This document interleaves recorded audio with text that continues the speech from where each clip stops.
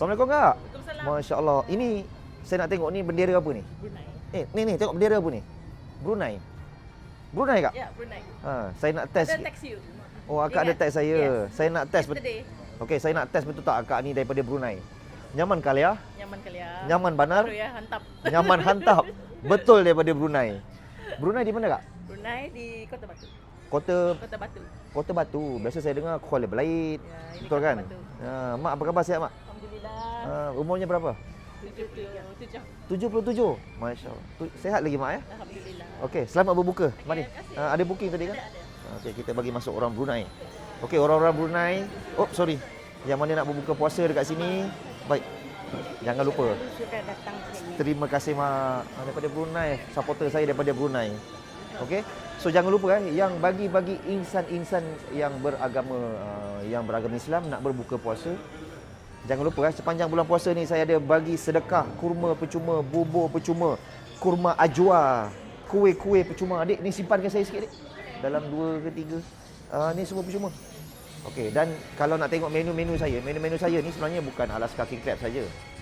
Daripada nasi lemak ayam ada, nasi lemak sotong, udang galah, kalau nak nasi lemak kambing, nak spaghetti, nak chicken chop, lamb chop, apa segala semua ada kat sini Okey. So datang mengikut bajet masing-masing. Jangan paksa diri kalau belum mampu nak makan king crab, jangan makan king crab. Kita takut nanti benda tu jadi tak berbaloi. Disebabkan apa tahu? Sebenarnya benda tu sedap aja, murah aja. Tapi disebabkan mungkin benda tu di luar kemampuan kita. Bila kita makan, dia akan rasa tak berbaloi. Macam gini dia rasa king crab. So nasihat saya, kalau belum ada rezeki makan king crab, jangan makan king crab. Tapi yang penting datang, makan nasi lemak ayam, nasi lemak sotong yang murah-murah pun banyak kat sini. Okey? Yang dari Malaysia ke, daripada Singapura ke, daripada Brunei ke, daripada Indonesia, yang nampak video saya, boleh tak tolong saya kasih grow akaun saya, support saya daripada jauh. Walaupun tak dapat datang tak apa, tapi tolong support.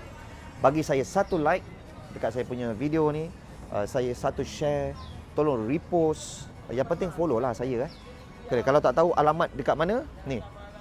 Wes je ni, nasi lemak lobster JB. Dek, boleh tolong buka lampu? Signboard. Wes nasi lemak lobster JB. Waktu operasi 12.30 tengah hari sampai 11.30 malam waktu operasi. Okey, bagi yang non-Muslim, korang boleh makan seperti biasa. Saya buka pukul 12.30. So jadi tak perlu tunggu waktu berbuka. Sebab waktu berbuka ni kita bagi laluan kepada orang Islam. So yang non-Muslim boleh datang seperti biasa pukul 12.30. Sebagai contoh kita tengok McDonald pun buka pukul 12.30, orang boleh walk in je. Tapi yang non-Muslim lah. Okey, dan tolong komen salah ke tidak seumur bang. Dari mana ni bang? Singapura. Dari Singapura. Thank you brother. Alright. Daripada Singapura. Okey, kalau daripada Singapura dah ini kita ada orang daripada Makassar, Indonesia.